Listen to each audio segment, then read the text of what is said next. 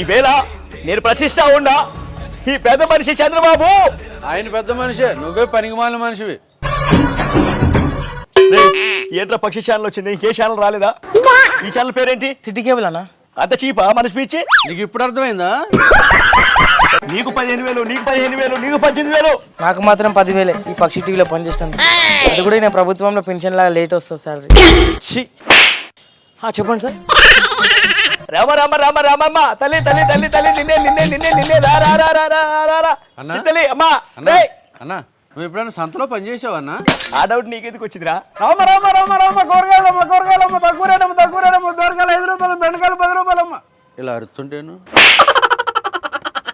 వస్తా ఉంది, నాకు బీపీ వస్తా అన్నా పోయేటట్టు ఉన్నావు. ఈ టాబ్లెట్ వేసుకోనా? ఈ రోజు ఎన్నో టాబ్లెట్ ఇది? 11వ టాబ్లెట్ అన్న.